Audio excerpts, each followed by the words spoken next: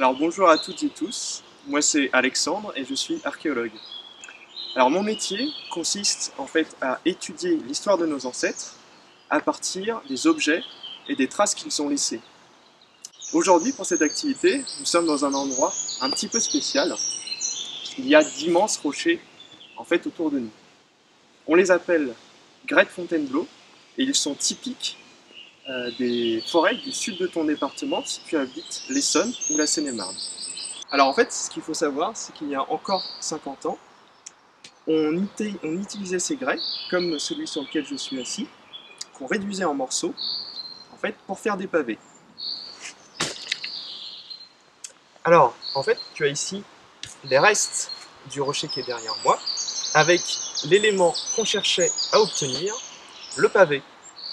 Alors, tu en as peut-être déjà vu dans les rues de ta ville ou de ton village, puisqu'on s'en servait avant pour construire des routes, des trottoirs ou encore des maisons, notamment dans la région.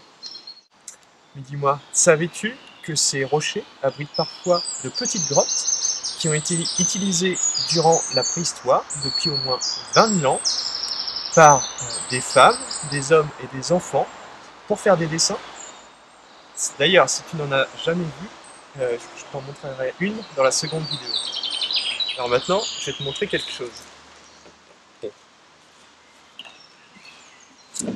Alors, ce que tu peux voir ici est la reproduction de deux blocs de grès assemblés et porteurs d'un dessin.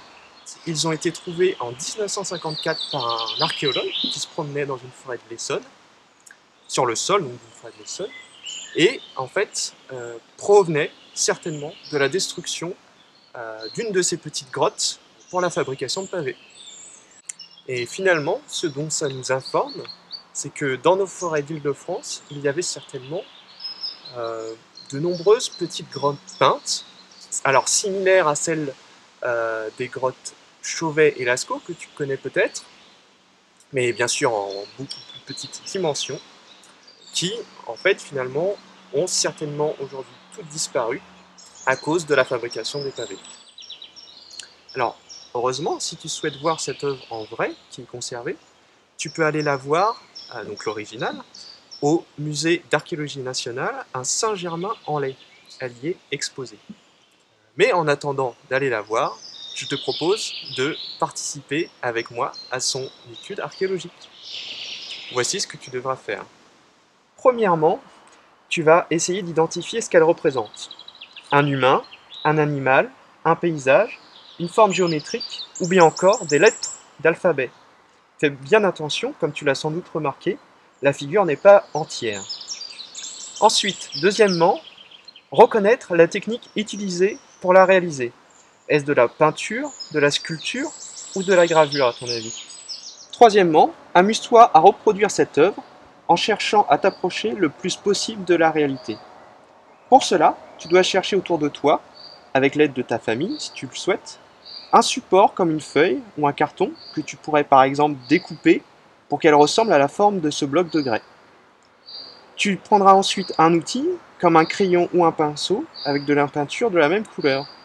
Et petit jeu à la fin, à toi d'imaginer et de représenter aussi la partie manquante.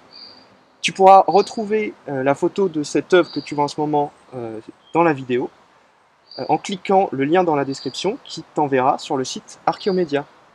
Voilà, j'espère que cette activité te plaira. À très vite!